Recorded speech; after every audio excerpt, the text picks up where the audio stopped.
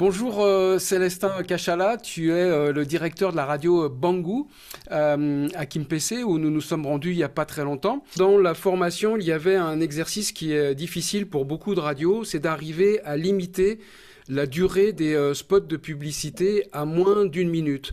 Est-ce que tu y es arrivé pour Bangou et comment tu t'y es pris? Bon, mon plus grand plaisir, c'est d'avoir réussi cet exercice difficile. Je me dis, d'ailleurs, vous vous souviendrez que mon directeur général est l'un des premiers formés en marketing par vous-même, de votre, je crois, première promotion. Et depuis cette formation, il est revenu sur ça. Je le trouvais un peu embêtant, tout ça. Et puis, quand moi-même j'ai participé, j'ai trouvé l'utilité. Et nous sommes partis de la transparence de la grille tarifaire d'abord. Tout doit être clairement défini dans la grille tarifaire. Et quand vous venez solliciter chez nous, on vous brandit la grille tarifaire.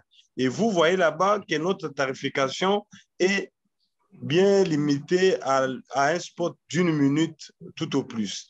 Et souvent, des annonceurs qui viennent avec des spots déjà montés ailleurs, et ils payent encore le montage chez nous pour que nous rédigions la durée afin que ça soit conforme. Ça fait encore débat avec d'autres partenaires. Il y a un d'ailleurs qui est d'abord parti parce qu'on ne s'est pas mis d'accord, il ne voulait pas que son spot soit réduit.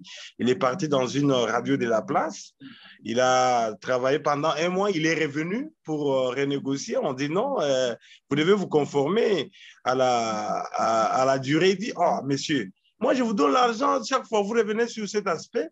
Bon, c'est là qui m'a poussé à comprendre que vous êtes une radio sérieuse. J'essaie avec vous, réduisez alors le spot à une minute, facturez-moi, je paye, et au bout d'un mois, si ça ne donne pas, je vais pouvoir partir. Et nous sommes au deuxième mois avec ce partenaire.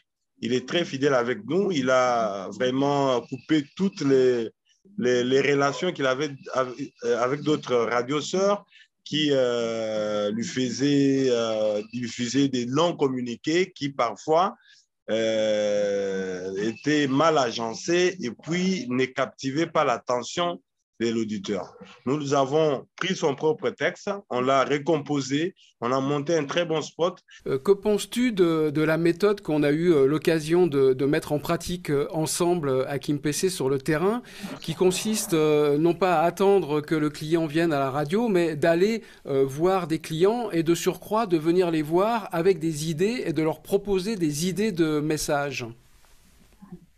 Avec ça, je me suis encore une fois rendu compte que nous avons perdu plusieurs années qui pouvaient permettre à la radio de se développer. Peut-être on serait très loin. Nous faisions autre chose et non le marketing. Et parce qu'avec cette méthode, vous pouvez cibler 5 clients, vous pouvez en perdre 2 et gagner 3. Par contre, quand vous restez au bureau, rien ne vient et vous attendez qu'un annonceur vienne de soi et souvent, ça ne vient pas. Ou si ça vient, c'est pour un temps éphémère et c'est parti. Mais avec cette méthode, chaque jour, il arrive même des moments où on se dit non, non, non, on doit stopper. Il y a plusieurs spots. Attention, l'espace des spots là risque d'être inondé. Mais je me dis que c'est vraiment une méthode qui répond vraiment aux besoins de la radio parce que les gens c'est comme quelqu'un qui boit dans un bar, qui n'a pas besoin de s'acheter une noix de cola, par exemple. Et puis, il y a un gamin qui se promène avec ça. Il vient, papa, je vous présente ça. Même si vous n'en aviez pas dans votre programme, vous dites non, c'est bon, est-ce que je peux goûter? C'est ce que nous faisons pratiquement. C'est cette image que moi j'ai de cette itinérance à travers la cité, à travers nos clients.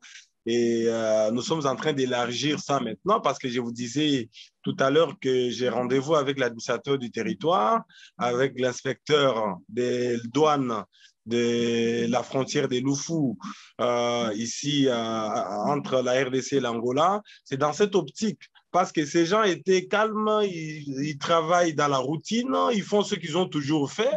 Et quand j'ai contacté par exemple l'inspecteur au téléphone, j'ai dit, monsieur l'inspecteur, est-ce que vous ne pensez pas que la lutte que vous menez contre les contrebandes, contre les fraudeurs douaniers peut être appuyée par la radio à travers une sensibilisation des commerçants et de tout le monde pour que les gens ne se fient pas à ces fraudeurs afin de juguler cette pratique. Dit, bon, monsieur, mais c'est très génial. Je comprends que l'idée est bonne et je vous invite à Loufou tel jour, venez me voir. Et donc, si j'étais resté dans mon bureau, bras croisés, en attendant qu'un annonceur vienne, en attendant que les gens viennent, la douane, par exemple, ne viendrait pas à la radio.